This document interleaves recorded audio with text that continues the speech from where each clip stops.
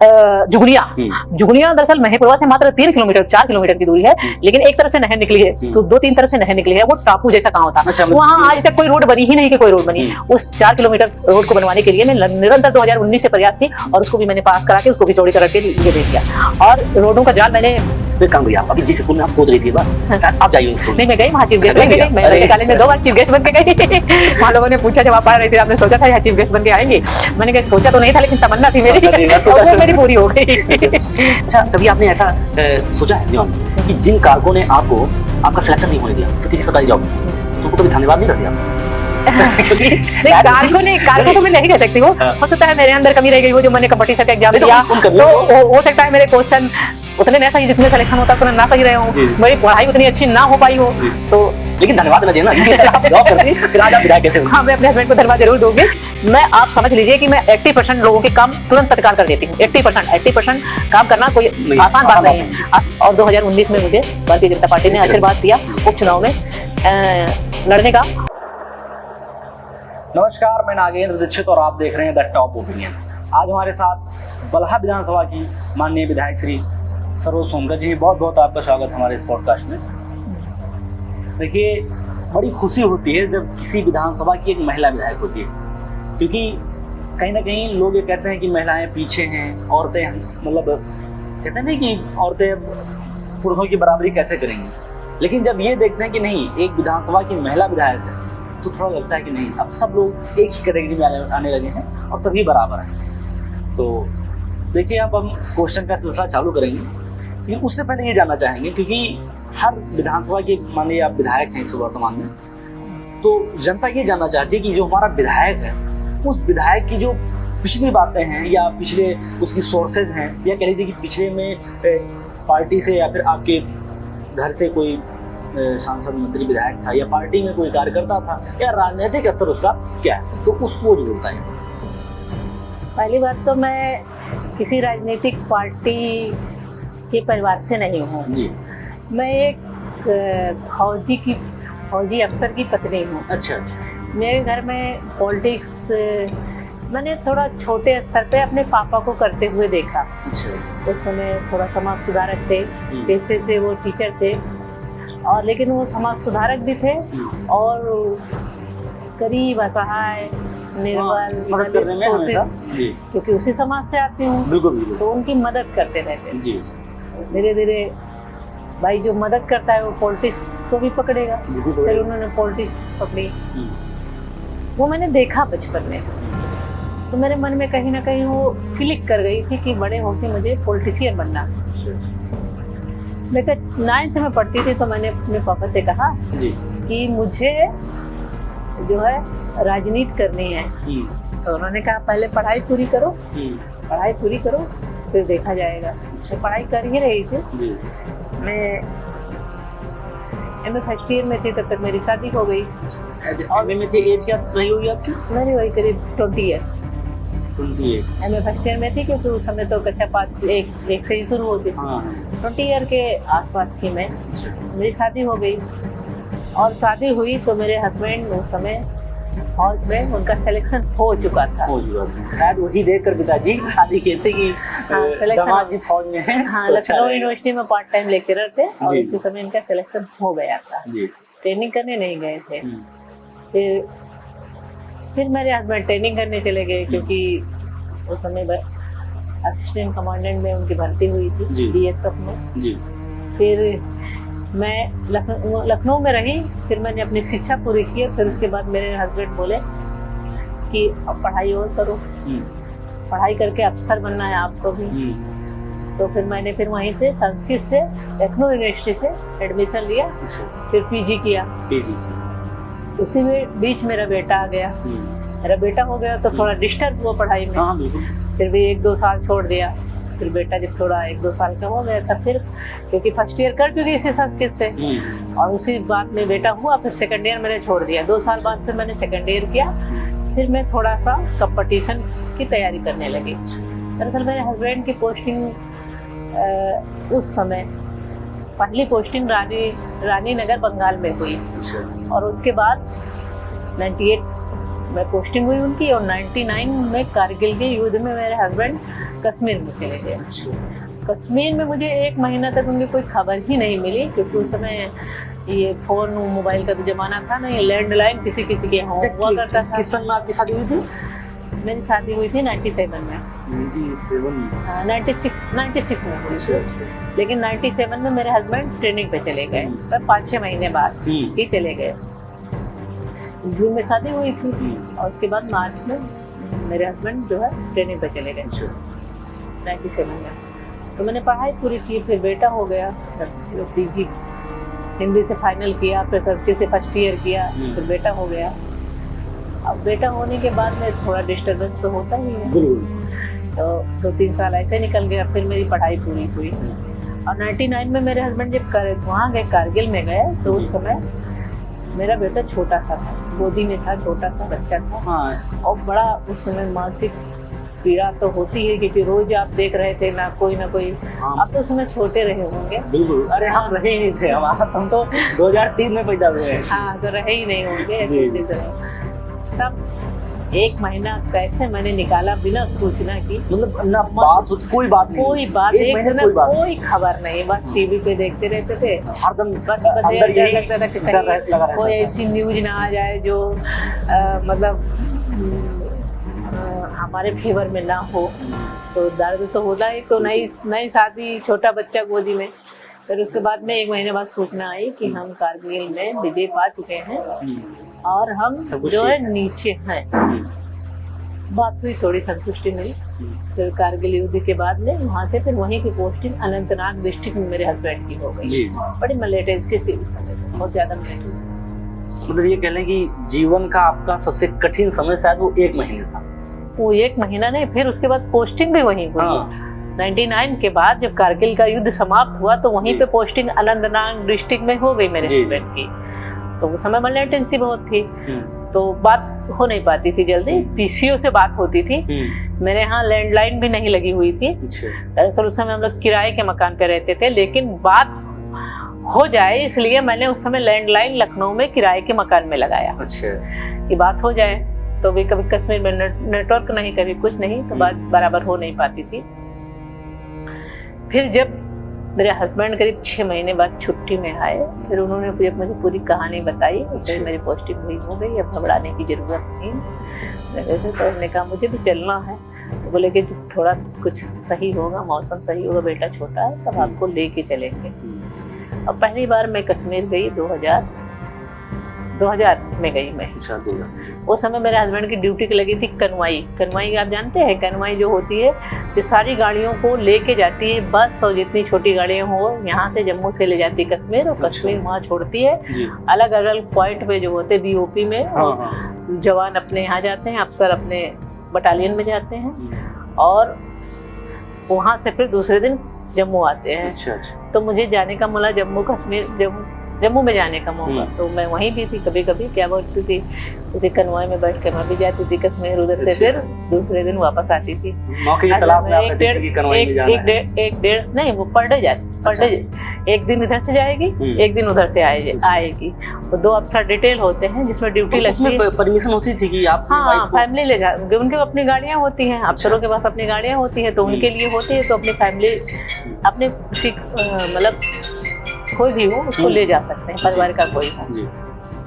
तो वही टाइम मुझे जम्मू एंड कश्मीर देखने का मौका मिला। फिर 1 महीना साथ में रही, बस 1 ही महीने की, एक अफसर की 1 ही महीने उसमें ड्यूटी लगती है, क्योंकि वो पर डे 300 किलोमीटर पहाड़ियों पे जाना फिर आना, तो बड़ा टिपिकल होता है। फिर वहाँ 1 महीना रही, 1 महीने थोड़ा दर्शन किया, कश्मीर घूमा, फिर चली आई। फिर 2001 में हमें बटालियन में जाने का मौका मिला अनंतनाग में। यहाँ पहलगाम में आपने देखा, वो एरिया भी मेरे हस्बैंड के उसमें था, रेंज में था, वो बटालियन के रेंज में था। वहाँ पे फिर मैं 1 महीना, फिर 2001 में जब जून में गई तो फिर मैं 1 महीना वहाँ रही। तब तो बेटा थोड़ा चलने फिरने वाला हो गया था। 1 महीना रही, फिर 1 महीना बाद फिर वापस भेज दिया इन्होंने। तो लखनऊ रही करीब 2005 तक। मतलब आपके साल में खुशी के दिन सिर्फ 1 महीने होते थे? नहीं। फौज में 2.5 महीने की छुट्टी सरकार देती है। 2.5 महीने में कोई 6 महीने पे लेता, कोई एक साथ ले लेता है। कोई कभी 4 महीने, लेकिन अभी इतना अच्छा हो गया है कि आप 3 महीने में छुट्टी जा सकते हो। पहले ऐसा था 6 महीने से पहले छुट्टी नहीं जा पाते थे, 2.5 महीना वो छुट्टी मिलती थी, 1 आध महीना मैं चली जाती थी, तो 3-4 महीना हस्बैंड के साथ रहना हो जाता था जब तक बेटा छोटा था जी। और उसके बाद में जब 2009 में फिर मैं 2005 से कच्छ भुज, 2003 में पोस्टिंग आई मेरे हस्बैंड की कच्छ भुज में। तो भुज में फिर बेटा स्कूल जाने लगा, लावा ट्रेनिंग में पढ़ रहा था, तो थोड़ा लालच होता है कि बच्चा अच्छे जगह पे पढ़े। तो एक साल 2 साल तो मैं गई नहीं हस्बैंड के साथ। मैंने कहा मैं सेटल हूँ लखनऊ में, लखनऊ में हो रहूँगी। तो मेरे हस्बैंड ने बोला तो ऐसे तो पूरी सारी ज़िंदगी ही निकल जाएगी। मैंने कहा अच्छा, तो मैं 2005 में हस्बैंड के पास कच्छ भुज में रहने गई परमानेंट। कच्छ भुज में रहने गई तो वहाँ पे फिर पोस्टिंग आ गई कश्मीर में, जम्मू में आई, बनिहाल एक जगह है वहाँ पे आई। यहाँ तो वहाँ गई तो मेरे हस्बैंड की पोस्टिंग वहाँ और मुझे रियर क्वार्टर मिला जम्मू में। तो वहाँ पे भी मैं रही 1 साल। फिर मेरे हस्बैंड की पोस्टिंग 1 ही साल बाद फिर आ गई, फिर कच्छ भुज में आ गई। मेरे हस्बैंड ने कहा अब कच्छ भुज से फिर 1 महीने के बाद मैं आ गई गुवाहाटी। अच्छा। गुवाहाटी जो है, गुवाहाटी हेडक्वार्टर में पोस्टिंग आई मेरे हस्बैंड की। फिर मैं वहाँ रही। तो वहाँ रहने के बाद मैं 2008 से 10 तक वहाँ रहे, 2-2.5 साल रहे। तब तक 10 में आ गई दिल्ली पोस्टिंग मेरे हस्बैंड की। मतलब ऐसा नहीं टेनवर 3 साल का होता है, लेकिन वो कुछ ऐसा हम लोग हमारे साथ सहयोग था कि हर साल चेंज। जब मैं साथ रहने गई तो हर साल चेंज ही होता रहा। फिर मैंने सोचा मेरे बेटे की तो ऐसे पढ़ाई खराब हो जाएगी। तो फिर मैंने कहा कि ऐसा है, या तो आप दिल्ली पोस्टिंग ले लो या तो मुझे लखनऊ भेज दो। मैं वहाँ मेरा घर है, मैं अपने बच्चे को अच्छे से पढ़ाऊंगी, आप आते रहिएगा, हम आते रहेंगे। तो उन्होंने कहा मैं कोशिश प्रयास करता हूँ। तो दिल्ली आ गई। तो दिल्ली आ गई तो बेटा वही 6 में आ गया था। तो फिर पढ़ने का हो गया। फिर मेरे मन में आया बेटा मेरा स्कूल चला जाए। अच्छा, जब मैं बॉर्डर पे साथ में रहती तो मुझे मौका मिलता था बॉर्डर के गाँव में काम करने का। जैसे ऑफिसर लोग अपनी वाइफों को भेजते रहते हैं, अक्सर करके लोग भेजते हैं कि आसपास के जो गाँव है वहाँ देखो क्या समस्या है, इनको क्या नीड है, इनको क्या, इनके बच्चों को, बीवियों को क्या तकलीफ है। और वहाँ जो जवान रहते थे हमारे, जो कांस्टेबल होते हैं जवान रह के, जो वो बॉर्डर पे रहते हैं, उनकी फैमिली अंदर रहती है, तो उनकी समस्याओं को भी सुनने हम लोग जाया करते थे। और जब 2000, क्योंकि कुछ करने की तमन्ना तो शुरू से थी, क्योंकि पढ़ाई भी कर रही थी, उसके बाद भी कंपटीशन भी दे रही थी। तो सहयोग से कहीं सिलेक्शन नहीं हुआ। और बलरामपुर MLK कॉलेज में मैंने हिंदी से MA किया। तो मेरे एक सर ने बोला कि जो है इस बेटी को हमारे अंडर में PhD करा दो और यही बाद में इसको सिलेक्शन हो जाएगा। पहले इतना टफ नहीं होता था, बाद में रखेंगे एठाक तो फिर हो जाए। लेकिन वहाँ शादी हो चुकी तो मेरे हस्बैंड ने मना कर दिया, बोले नहीं यहाँ नहीं, आप लखनऊ में पढ़ो, वहीं से PhD जो भी करना हो करो। 2007 में मैंने इन्वॉल्वमेंट भी करवाया PhD में, लेकिन इनके साथ चली गई तो PhD अधूरा रह गया। तो कुछ करना है मुझे। बेटा थोड़ा बड़ा हो गया था तो मैंने हस्बैंड से कहा कि ऐसा है मुझे राजनीति करनी है। मेरे हस्बैंड ने कहा राजनीति तो भाई बहुत बड़ा विषय है, मैं कहाँ ठहरा फौजी और आप राजनीति कैसे कर पाएंगी। तो हमने कहा दरअसल ऐसी समाज से विकलांग करती हूँ, तो मैंने पहले पूरा सर्च किया। तो ये था मतलब हमारा जो क्षेत्र था बलहा, ये तो सुरक्षित हुआ 2012 में और लोकसभा 2009 में सुरक्षित हो गया था। तो मैंने कहा एक तो मेरा घर है, तो इससे बड़ा हमें प्लेटफॉर्म कहाँ मिलेगा और अपने लोगों से जुड़ने का मौका मिलेगा। क्योंकि शादी होने के जस्ट बाद 1 महीना बाद मैं लखनऊ चली गई, फिर हस्बैंड के साथ रही, तो वहाँ अपने लोगों से जुड़ने का मौका मिलेगा। तो मैंने कहा कि असल में अपने ही यहाँ से तैयारी करना चाहती हूँ। देखो मेरा भाई का बलरामपुर का है, वहाँ भी सुरक्षित था, लेकिन कहा नहीं, मेरा जहाँ ससुराल है, जहाँ मेरी शादी हो गई तो मैं वहीं की हो गई, तो मैं वहीं जाऊँगी, वहीं तैयारी करूँगी। तो मैंने कहा ठीक है। तो 2000 में जो पंचायत चुनाव हुआ उसमें मैं आई। मेरे जेठ जी थोड़ा छोटे मोटे इलेक्शन जैसे ये जिला पंचायत वगैरह लड़ रहे थे, तो मुझे थोड़ा सा ग्राउंड पे क्या देखना है कि है क्या राजनीति में कैसे क्या होता है। मैं आई, चुनाव तक रही, थोड़ा क्षेत्र तो मैं फिर थोड़ा चलती रही। फिर उसके बाद में 2011 20 जुलाई से मैं एक लखनऊ में एक सभा थी उसमें आई। कुछ थे परिचित थे मेरे हस्बैंड के थे, तो वहीं से फिर धीरे धीरे मैं ग्राउंड में उतरी और मैंने फुल प्लेस यहाँ पे रहते हुए तमाम परेशानियों का, लाइट, उस समय लाइट की व्यवस्था इतनी चरमराई हुई थी। मेरा जो ससुराल का घर था, अंदर पुराना घर है, वो भी नहीं बना हुआ था। लाइट तो लगी हुई थी लेकिन लाइट रहती ही नहीं थी। कभी लाइट आ रही है तो कभी जा रही है, तो कभी कमरे में आ रही हूँ तो कभी आंगन में गर्मियों में सो रही हूँ। और फिर पर डे क्षेत्र में जाना, लोगों से मुलाकात करना, पार्टी की छोटे मोटे प्रचार प्रसार है वो करना, जो उस समय था जी। उसके बाद में शाम को ही सुबह निकल जाना 10-11 बजे और शाम को 6-7 बजे लौटती थी। ऐसा करके बूथ लेवल से धीरे धीरे जिला कार्य समिति में आई, फिर प्रदेश कार्य समिति में आई, फिर क्षेत्रीय मंत्री बनी। ऐसे करके मैं, और 2019 में मुझे भारतीय जनता पार्टी ने आशीर्वाद दिया उपचुनाव में लड़ने का। और जनता ने मुझे, क्योंकि मैं कंटिन्यू उनके बीच रहती थी, 2011 से कंटिन्यू मैं उन्हीं के बीच में रह रही थी। एक गांव में 10-10 बार का दौरा हो गया, और सभी लोग छोटे बड़े, कुछ लोग मिलते थे, कुछ लोग नहीं भी मिलते थे, लेकिन देखते थे सारे लोग। तो उन लोगों ने आवाज़ उठाना शुरू कर दिया 2019 में या 17 में ही शुरू कर दिया था। लेकिन पार्टी की मर्जी भाई, पार्टी ने 2017 में मुझे आशीर्वाद नहीं किया, तो 2019 में जो मुझे टिकट मिला पार्टी ने, तो मैं उत्तर प्रदेश में जो उपचुनाव वो पिछले 5 सालों में हुआ और जो अभी तक हुआ, उसमें सबसे ज़्यादा वोटों से जीतने वाली 46,440 वोटों से जीतने वाली विधायक में बनी। फिर 2022 में मुझे पार्टी ने फिर आशीर्वाद दिया, तो उस समय भी मेरे वोट बढ़े, करीब 10,000 के नियर अबाउट मेरे वोट तो बढ़े। लेकिन दरअसल जब एक बार आदमी सत्ता में होता है तो एंटी कंपेसी होती है, तो उसमें हार जीत का अंतर थोड़ा कम हुआ, लेकिन वोट परसेंटेज मेरे बढ़े। और फिर मुझे आशीर्वाद दिया। कहीं ना कहीं हमें लगता है कि आपकी क्षेत्र की जो जनता है वो फौजी से ज्यादा प्यार करती है, क्योंकि अगर वो फौजी से प्यार ना करती तो फिर फौजी की पत्नी को विधायक ना बनाते।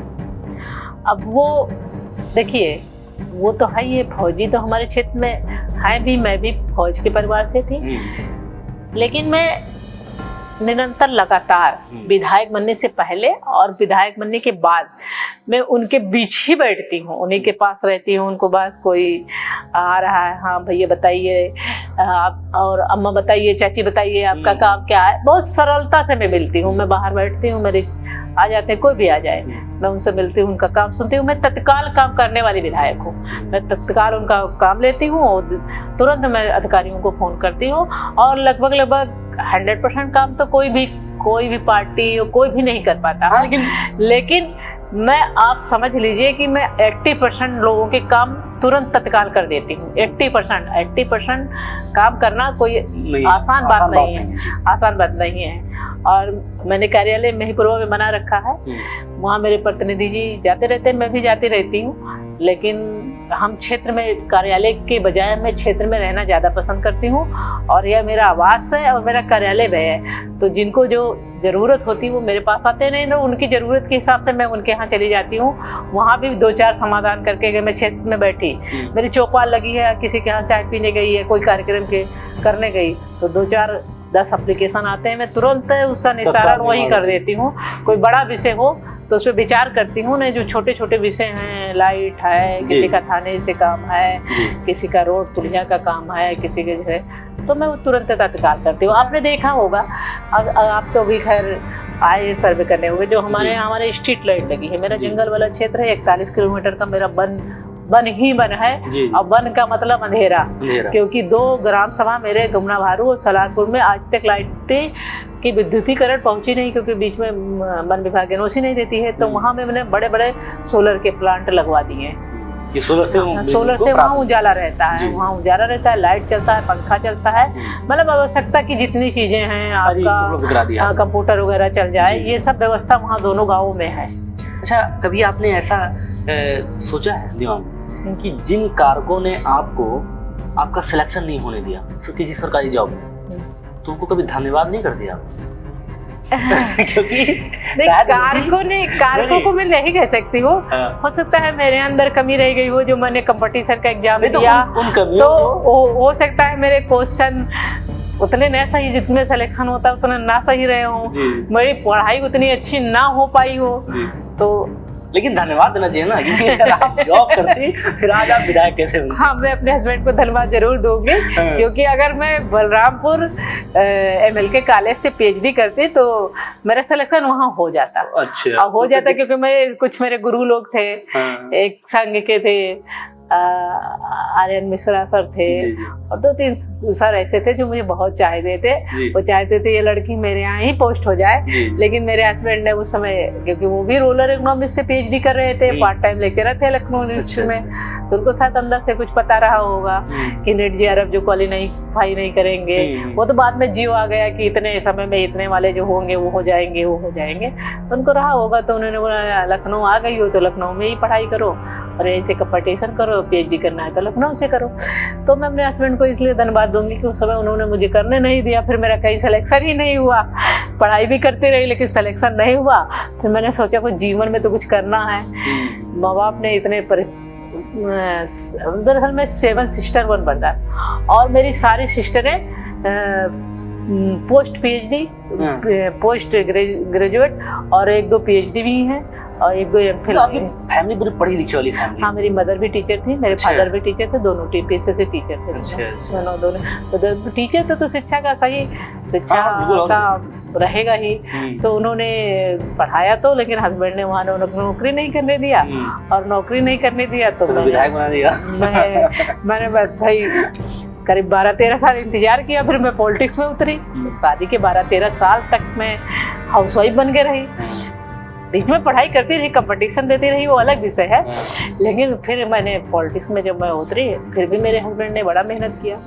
जैसे मैं दिल्ली जाती थी तो दिल्ली रात में वो उससे जाती थी, स्वर्ण शताब्दी से जाती थी, रात के 11 बजे पहुंचती थी। मेरे हस्बैंड इतने बड़े अफसर होते हुए भी रात में मुझे, क्योंकि उस समय तो कोई ड्राइवर मिलता नहीं है, रात में मुझे लेने आते थे स्टेशन। सुबह में आती थी, शताब्दी थे जो 6 बजे होती थी, और सुबह वो 5 बजे उठ के मुझे वहाँ स्टेशन पे ड्रॉप करने आते थे। मतलब केयरिंग पूरा आपके अच्छे से। पूरा केयरिंग करते थे, तो उन्होंने मेरा साथ दिया, काफी साथ दिया, पैसे के साथ साथ मोरल सपोर्ट। उसके बाद में जो पॉलिटिक्स में आप लोग जानते हैं, पॉलिटिक्स में सिफारिश भी लगानी पड़ती है, आप लोग सभी लोग जानते हैं, तो मिलवाने ले जाना, फिर बात करना, खुद वो सब काम मेरे हस्बैंड मुझे करते थे, ग्राउंड में भेज के अपना वहाँ वो बैठ के काम। दिल्ली में जब तक पोस्टिंग रही 2017 तक, तब तक वो करते थे। अच्छा, स्कूल टाइम में तो ऐसा कभी लगा नहीं होगा कि मैं विधायक बनूंगी? स्कूल टाइम में विधायक बनने का तो नहीं, लेकिन जब कोई विधायक या कोई सांसद हमारे कॉलेज में कार्यक्रम करने आ जाता तो मैं ये सोचती थी क्या वो उस कुर्सी में मैं भी कभी बैठ पाऊंगी, मुझे भी बैठना है, क्या बैठ पाऊंगी, ऐसा मेरे मन में एक रहता था। जैसा होता ना, हर बच्चे के मन में एक जिज्ञासा होती थी। तो जब कोई आता था तो उस कार्यक्रम को मैं छोड़ती नहीं थी। अच्छा। चाहे जितनी देर बैठना पड़े तो मैं बैठी रहती थी और सोचती रहती थी वो कुर्सी, तो उस कुर्सी पे बैठना है, क्या बैठ पाऊंगी कभी, ऐसा मन में था। पॉलिटिक्स क्या है, कैसे होता है, ये नहीं पता था। अच्छा, तो एक काम करिए, आप अभी जिस स्कूल में आप सोच रही थी ये बात, शायद आप जाइए स्कूल में। नहीं, मैं गई वहाँ, चीफ गेस्ट बन के गई। मैं MLK कॉलेज में 2 बार चीफ गेस्ट बन के गई। वहाँ लोगों ने पूछा जब आप पढ़ रही थी, आपने सोचा था यहाँ चीफ गेस्ट बन के आएंगे? मैंने कहा सोचा तो नहीं था, लेकिन तमन्ना थी मेरी, वो मेरी पूरी हो गई। अभी आपके क्षेत्र में, क्योंकि आप 2019 में विधायक बनी, तो 2022 में भी आपको टिकट मिला, 22 में भी जनता ने आपको चुना, तो कोई ऐसा काम अभी तक छूटा है जो आप 2027 में उसको पूरा कराना चाहिए? देखिए, काम कभी किसी क्षेत्र का खत्म नहीं होता, लेकिन कुछ बड़े काम, जैसे हमने जो है नगर पंचायत बनवाया अपने मेहपुरवा को, हमारे कार्यकाल में बना, 2022 में नगर पंचायत बना। हमारे तहसील तो पास हो गई, तहसील नहीं बनी थी, तहसील को मैंने बनवाया। और उसके बाद में बहुत से ऐसे बड़े बड़े पुल थे, जैसे तकिया का पुल हो, चरैया मोहान का पुल हो, ऐसे कई बड़े पुल थे, उसको मैंने बनवाया। और मेरी विधानसभा में कभी भी पूरे आज़ादी के बाद आज तक कभी कोई एक भी रोड चौड़ीकरण का नहीं आया था। चौड़ीकरण होती, चौड़ी रोडें होती हैं। पहली बार मेरी विधानसभा में मेहपुरवा काली मंदिर से लगाकर मटेही तक का 18 किलोमीटर का चौड़ीकरण का काम हुआ। अभी एक और चौड़ीकरण का काम एक प्रस्ताव पे लगभग लग गया है, करीब 12 से 13 किलोमीटर का हो जाएगा, गुड़ से हरखापुर वाली अच्छा अच्छा। वो भी मेरा पास हो गया लगभग। जी। और एक गांव था जुगनिया। जुगनिया दरअसल महेपुरवा से मात्र 4 किलोमीटर की दूरी है, लेकिन एक तरफ से नहर निकली है तो 2-3 तरफ से नहर निकली है। वो टापू जैसा गांव था। अच्छा, वहाँ आज तक कोई रोड बनी ही नहीं कि कोई रोड बनी। उस 4 किलोमीटर रोड को बनवाने के लिए मैं निरंतर 2019 से प्रयास थी, और उसको भी मैंने पास करा के उसको भी चौड़ीकरण के लिए दे दिया। और रोडों का जाल मैंने बहुत बड़ा बिछाया है, कुछ थोड़ा सा बच गए हैं जी। जिस पे मैं काम लगातार निरंतर कर रही हूँ, प्रयासरत हूँ कि कुछ अभी जो आने वाला हमारा PWD का प्रस्ताव है उसमें आ जाता है। नहीं तो बड़े बड़े काम मैंने दे रखे हैं, नहीं आएगा तो हमारा 2027 में हम सरकार जो फिर बनाएंगे, और उस समय में आप वो काम पूरा करके दूंगी। लेकिन एक जो नया कई हमारे यहाँ एक मधुआपुर में इंटर कॉलेज बना, कोएट इंटर कॉलेज एक मधुआपुर में बना जी। और ऐसे करके 34 गांव बाय ब्रिज विलेज हमारे यहाँ पास हुआ। बॉर्डर का एरिया है। हाँ, बॉर्डर पे तो कई मंदिरों का हमने जीर्णोद्धार करवाया, तपसी बाबा मंदिर, कारीकोट मंदिर का, और ऐसे कई मंदिर है। जो रामलीला मैदान महीपुरवा में, उसका बाउंड्री वॉल करवाया, वहाँ वेटिंग रूम बनवाया, मंच बनवाया वहाँ पे। और नगर पंचायत में मुझे थोड़ा सा पार्क वोटिंग की व्यवस्था भी मैं लगी हूँ हो जाए।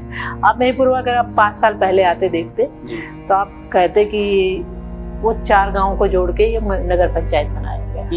4 गाँव को जोड़ा है, फिर उसको नगर पंचायत। वो 2 दशक से पहले से लोग में धरना प्रदर्शन कर रहे थे। तमाम विधायक आए गए, मैं करवा दूंगा। किसी ने विशेष ध्यान नहीं दिया था। किसी ने विशेष ध्यान नहीं दिया। और मैंने नगर पंचायत बनाने के बाद वो लोग चाहते थे यहाँ चुनाव ना हो। इस बार, पिछली बार जब नगर पंचायत का चुनाव हुआ, उसको मैंने दूर करके फिर चुनाव कराया, और एक ओबीसी हो गया तो ओबीसी समाज का, मधेसी समाज का चेयरमैन भी वहाँ। अच्छा, कभी ऐसा हुआ है आज के टाइम पहली बार शायद उत्तर प्रदेश में कोई बूथ अध्यक्ष चेयरमैन बना होगा। अच्छा। तो मेरा बूथ अध्यक्ष था, उसको मैंने चेयरमैन बना दिया। डायरेक्ट पोस्टिंग कर दी। नहीं, चुनाव लड़वाया। लेकिन फिर भी कहीं ना कहीं मदद आपने की उसकी। हाँ। अच्छा, कभी ऐसा हुआ है आज के टाइम में कोई ऐसे फ्रेंड जो आपके क्या कहते हैं कॉलेज टाइम में रहा हो, उसका आज फोन आया हो, विधायक जी और कैसी हैं, आया? उस समय शायद किसी ने सोचा नहीं होगा कि मैं विधायक बन गई हूँ बलहा से। अच्छा। तो हमारे दरअसल वो दशक 96-97 का बात है। तो अब बनी में 2019 में करीब 20-22 साल के बाद विधायक बनी। बहुत से लोग अपनी दुनिया में सेटल हो गए होंगे। हाँ, एक मेरी फ्रेंड थी जो मेरी बहुत अच्छी फ्रेंड थी। वो मेरी बचपन की फ्रेंड थी। मैं कक्षा 1 से जब साथ में पढ़ती थी तब पढ़ती थी, फिर कॉलेज में हम साथ आए, फिर उसकी शादी हमसे पहले हो गई थी। और एक दिन उसने करीब अभी 2-3 साल पहले की बात है, उसने मुझे फ़ोन किया। हमने कहा कि हमने सुना है कि आप विधायक बन गई। तो हमने कहा हाँ, विधायक में बन गई हूँ भाई। तो कहें कि हम एक जगह गए थे आपके क्षेत्र में। एक कोई है माधुरी सिंह है, जो पयागपुर से हैं। तो शायद वो टिकट मांग रही होंगी, तो उन्होंने लेडीजों को जोड़ा। माधुरी सिंह त्रिपाठी। हाँ, उन्होंने लेडीजों को जोड़ा तो अपने किट्टी उट्टी कराई होगी। तो जो किट्टी उट्टी कराई होगी तो वहाँ वो भी आई।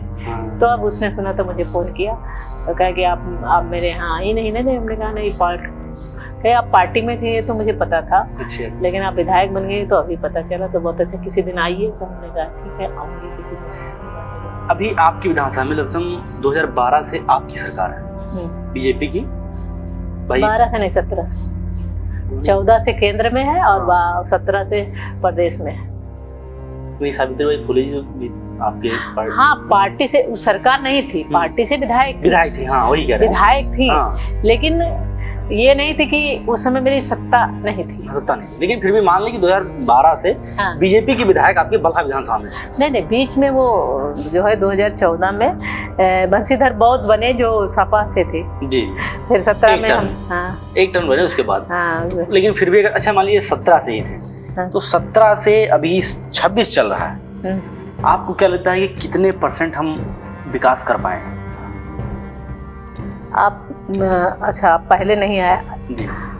हमने अपनी विधानसभा में 50% हमने कंप्लीट कर दिया 50% मैंने विकास कर दिया, चाहे वो रोड हो, चाहे वो नाली हो, चाहे वो खड़ंजा हो, चाहे गेट द्वार हो आपका, चाहे लाइट लगाने का कोई जंगल एरिया है, लाइट भी मैंने स्ट्रीट लाइट काफ़ी मात्रा में मैंने लगाया। मैंने अपनी विधानसभा में 50% डेवलपमेंट कर लिया। आवास मेरे विधानसभा में पहले आवास तो आए, और आवास प्लस में मेरे यहाँ 56,000 आवास इस समय जो है आ चुके हैं। उसका पैसा आना बाकी है, जो अभी अगले महीने में सितंबर तक वो पैसे, अब 56,000 लोगों को आवास मेरे यहाँ दोबारा आवास प्लस में मिलने, प्रधानमंत्री आवास प्लस में मिलने जा रहा है जी। और युवा पढ़ाई करते हैं, पढ़ाई करने के बाद फिर वो डिग्री लेते हैं, डिग्री लेने के बाद पेपर देते हैं, और पेपर देने के बाद क्या होता है, पेपर लीक हो जाता है। जैसे भी पेपर लीक हुआ, पेपर लीक में धरने प्रदर्शन हुए। देखिए जी, हमारी सरकार ने पारदर्शिता कराने की पूरी व्यवस्था कर रखी है जी। उसी व्यवस्था के तहत जब पेपर कहीं से आउट होते हैं, लीक होते हैं, तो तुरंत उस पर धरपकड़ शुरू हो जाती है। लेकिन आप सोचिए, जब सपा की सरकार थी या केंद्र में कांग्रेस की सरकार थी, तो चुनिंदा लोग ही भर्ती हो जाते थे। वो कभी पता ही नहीं चलता था पेपर लीक हुआ कि पेपर हुआ कि नहीं हुआ कि नहीं हुआ। पेपर तो होते थे ना, पेपर हुआ कि नहीं हुआ आम कैंडिडेट को पता ही नहीं चल पाता था। पूरे स्कूल बिक जाया करते थे, पूरे कमरे बिक जाया करते थे। लेकिन अब क्या है, क्योंकि हमारे प्रधानमंत्री जी और हमारे मुख्यमंत्री जी ये चाहते हैं कि कहीं भी जरा सा भी गड़बड़ी ना हो, और जो गड़बड़ी होती भी है, क्योंकि पुराने लोग बैठे हुए हैं, सेटिंगबाज लोग बैठे हुए हैं। और सेटिंगबाज कौन है, आपसे अच्छा कोई नहीं जानता होगा, मैं अपने मुंह से कहना नहीं चाहती हूँ। और जो सेटिंगबाज लोग बैठे हुए हैं, चाहे वो सरकारी संस्थानों में, चाहे प्राइवेट संस्थानों में, चाहे कोचिंग में बैठे हुए हैं, उनकी सेटिंग पहले से हो रखी है। तो दरअसल हम व्यवस्था तो पूरी करते हैं कि इस कमरे में, क्योंकि बच्चे हर समाज के बैठेंगे, हर पार्टी के बैठेंगे, लेकिन जो हमारा स्टाफ बैठा हुआ है उसकी मानसिकता किस पार्टी से जुड़ी हुई है और किन लोगों से जुड़ी है, उसको तो हमको परखने में टाइम लगेगा ना। बस हम व्यवस्था ये कर सकते हैं कि हम इसको टाइट करें, और जैसे पेपर लीक होता है उस पर धरपकड़ करें और उस पर तुरंत कार्रवाई करें। इसीलिए ये सामने आ जा रहा है। उस समय कोई ऐसी व्यवस्था थी नहीं, तो व्यवस्था थी नहीं तो जिनका चाहते थे सिलेक्शन हो जाता। अभी जब यूपीपीसीएस का एग्जाम होता था, एक ही जात के लोग पूरे एसडीएम हो जाते थे। एक ही अगर पुलिस की भर्ती हुई तो एक ही की जात के लोग पूरे मतलब 75% लोग भर्ती हो जाते थे, आरक्षण को छोड़ के। जो आरक्षण है, आरक्षण तो ले लेंगे, 21% आरक्षण एससीओ का है तो उसको तो ले लेंगे। बाकी जो उनका आरक्षण था और प्लस और जो लोग थे उसमें वो भर्ती हो जा रहे थे। तो फिर वो चीख पुकार नहीं मानती थी, क्योंकि उनकी अपनी खुद की सेटिंग थी। हमारी पार्टी जातवादी तो है नहीं कि हम जात को, एक जाति विशेष को लेके काम करते हैं। हम सबको सब लेके काम करते हैं, सबका साथ, सबका विकास, और सभी जातियों के। आपने देखा होगा मेरा संगठन बना अभी, तो जिले से लगा के मंडल तक, यानी बूथ तक हर उन जातियों को रखा गया जो इस उत्तर प्रदेश में निवास करते हैं या पूरे देश में निवास करते हैं। चाहे वो अगर ठाकुर बनेगा, पंडित बनेगा, तो सोनकर भी बनेगा, पटेल भी बनेगा, यादव भी बनेगा, निषाद भी बनेगा, राजभर भी बनेगा। सारी मतलब मेरा कहने का मतलब कोई ऐसा जाति नहीं है कि संगठन में ना बैठा हो। चाहे आप जिले की इकाई उठा के देखिए, मंडल की इकाई देखिए, आप बूथ की इकाई देखिए। और हमारे पार्टी के लोग निरंतर, हम लोग ये नहीं कि चुनाव आ गया है तो हम चुनाव लड़ने जा रहे हैं। हम निरंतर काम करते हैं और हम क्षेत्र में रहते हैं, हमारे कार्यकर्ता काम करते हैं। हर मंथली हमारे यहाँ बैठक होती है, उसके साथ पे बूथ पे जैसे हमारे छः हमारे महापुरुषों के त्यौहार के रूप में 6 कार्यक्रम मनाए जाते हैं। बाबा साहब अम्बेडकर का, पंडित दीनदयाल उपाध्याय जी का, श्यामा प्रसाद मुखर्जी का जन्म दिवस और पुण्यतिथि की मनाई जाती है। वो हम निरंतर मनाते रहते हैं। देश के ऊपर जैसे कोरोना जैसी आपदा पड़ी तो हमारी पार्टी के अलावा कोई भी पार्टी नहीं निकली, हम लोग निकले। हम उस समय विधायक बने थे, तुरंत हमारे कोरोना लग गया। फिर भी मैं जा के लोगों से पूछती थी, लोगों को राशन बांटती थी, सारा सब कुछ व्यवस्था करती थी जी। मेरे दरअसल हमारे फादर इन लॉ नायब तहसीलदार थे, रिटायर, लेकिन हम लोग थोड़े किसान भी थे, थोड़ी खेती बाती थे, तो उस समय हमारे यहाँ गेहूं काफ़ी मात्रा में हुआ था और मैंने अपने घर का गेहूं 170 कुंटल पिसवा के क्षेत्र में बांट दिया।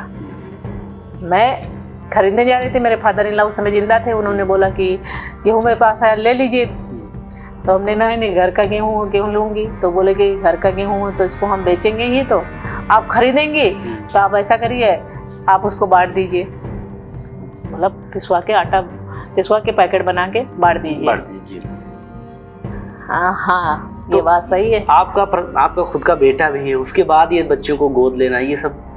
दरअसल मेरे एक बेटा है और अभी तो पीएचडी लगभग पूरी हो चुकी है उनकी। पीएचडी दिल्ली यूनिवर्सिटी से कर रहे थे जी।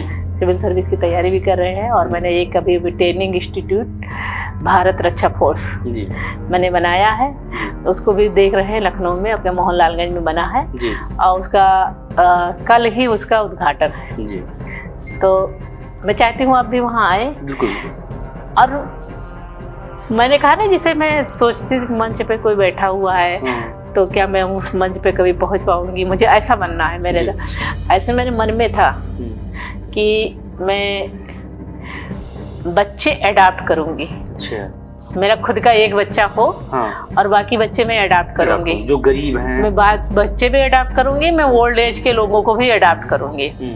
ऐसा कभी ऊपर वाले ने मौका दिया तो जी। तो मेरी एक बेटी है जो 11th में पढ़ रही है, तो उसकी मदर एक्सपायर हो गई थी और फादर भी ना के बराबर था ही, रह के भी नहीं था। तो उस बच्ची को मैंने जब वो 5-6 साल की थी तब मैं अपने पास ले आई, उसको मैंने पढ़ाया लिखाया और इस समय वो 11th में है, लखनऊ में पढ़ रही है, भारत खंडे में भी कोर्स कर रही है और 11th में अपने बच्चे के तरीके से, अपने बच्चे जैसे उसको हम लोग प्यार भी बहुत कहते हैं। और 2 छोटी बच्चियां जो दूसरे समाज से थी, लेकिन कोई मेरे पास लेके आए कि मैडम इन बच्चियों को आप रख लीजिए, आपका छोटा मोटा काम करेंगी, और जो है थोड़ा सा इनके पापा कैंसर से एक्सपायर हो गए, इनकी 5 बहनें हैं, एक भाई है, तो उनके यहाँ खाने वाने की व्यवस्था नहीं है। तो एक बच्ची आई तो मुझे उसके ऊपर बड़ा तरस लगा, 8 साल की बच्ची, मैं इसे काम कैसे लूँ, छोटा बच्चा। तो मैंने कहा नहीं, मैं इस बच्ची को पढ़ाऊँगी, पढ़ा लिखा के कुछ बनाऊँगी। फिर उसकी छोटी बहन, फिर पता चला उसकी छोटी बहन को बुलाया, दोनों बहनों को मैंने पास रखा। फिर उसकी तीसरी बहन को बुलाया और तीसरी मेरी एक बहन के बच्चे नहीं है तो मैंने उनको दे दिया उसको कि आप इसको अगर रख सकती हैं तो पालिए, पढ़ाइए, नहीं रख सकती तो मैं भी इसको भी पालूंगी। तो उन्होंने दे दी, मैं एक बच्चा इसको मैं पालूंगी। तो मैंने उन 2 बच्चियों को सेंट्रल अकेडमी लखनऊ में पढ़ रही हैं, 2nd में है। करीब 4 साल पहले वो बच्चे मेरे पास आई और इस समय उनके मम्मी पापा भाई आज हम ही लोग हैं। उनका अपना खुद का परिवार तो है, लेकिन वो कभी याद भी नहीं करती हैं बच्ची। और जो बड़ी आप ही सब कुछ, मैं, मेरे हस्बैंड, मेरा बेटा अपनी सगी बहनों जैसे उनको ट्रीट करता है। मेरे हस्बैंड भी बहुत अपने प्यारी बेटियों को गोदी खिलाना, टहलाना और प्यार करना बहुत। के अंदर थोड़ा सा भी नहीं कि हमारा बच्चा नहीं। और वहाँ मैं बच्चों को पढ़ा भी रही हूँ अच्छे स्कूल में। सेंट्रल अकेडमी एक अच्छा स्कूल है, उसके 100 कॉलेज हैं आज की डेट में। और बेटी, बड़ी वाली बेटी को भी उसी लाइन में ना जाना चाहती हैं, डांस उनको पसंद था, क्लासिक डांस वगैरह, डिप्लोमा करा रही हूँ। आगे देखिए उनकी किस्मत कहाँ ले जाती है उनको। एक आखिरी सवाल, ये बहुत ज़्यादा टाइम नहीं लेंगे। 2027 में किस आधार पे जनता आपको फिर से विधायक बनाए, ये आखिरी सवाल है मेरा। देखिए, एक तो मैं जनता की दुख सुख में भागीदारी बनती हूँ, उनके दुख सुख सुनती हूँ, उनको दूर करती हूँ। और आप मेरे बारे में सर्वे कर दीजिए, कोई भी जनता कि ये जैसे और लोग करते हैं, मैं नाम तो किसी का लूँगी नहीं जी। मेरे यहाँ आते हैं तो थाने से लगा कर, ब्लॉक से लगा के और तहसील तक फ्री ऑफ कास्ट मैं सबकी सेवा करती हूँ। मतलब कोई कमीशन नहीं, कोई पैसा नहीं पैसा नहीं, फ्री ऑफ कास्ट, जो भी आप कह लीजिए, हम उसको कुछ नहीं कहेंगे। और मेरे यहाँ जो मेरे लोग लगे हुए हैं, जी मेरे कार्यकर्ता लोग लगे साथ में लगे हैं, जो जी। मेरी टीम है। जी मेरी टीम भी फ्री ऑफ कास्ट। कहीं कोई जो है ऐसी व्यवस्था मैंने नहीं बनाई हाँ, कि कोई बिचौलिया बीच में आए हाँ। तब मेरे तक लोग पहुंचे। डायरेक्ट लोग मेरे पास आते हैं, वो मेरे से आते हैं और बताते हैं मैडम मेरा ये काम है, मैं उसको करती हूँ। अगर मैं यहाँ नहीं रहती हूँ तो मैंने व्यवस्था बनाई है, एक कार्यालय मैंने महिपुरवा में बनाया जो मेरा नगर पंचायत जी। है, जो मेरा मिड है, बीच जी, में है। बिल्कुल। तो वहाँ मेरा कार्यालय बना, वहाँ मेरे अपने लोग रहते हैं, मेरे प्रतिनिधि हैं। कभी मैं नहीं रहती हूँ तो मेरे अनुपस्थिति में सारा काम जो है वो लोगों की सुनते हैं और काम करते भी हैं। जैसे मैं आप मान लीजिए सपोज करिए लखनऊ में हूँ, सदन चल रहा है, या मैं कहीं मीटिंग में गई, कहीं मिलने गई, क्योंकि नेताओं के पास तो बहुत सारे ऐसे होते हैं कि बाहर रहते हैं, जी बाहर रहते हैं, मैं भी उसमें रहती हूँ। तो वो सारा काम देखते हैं, वो करते भी हैं और उसी तर्ज पे करते हैं जैसे मैंने उनको बताया है। चलिए बहुत बहुत धन्यवाद आपका टाइम देने के लिए।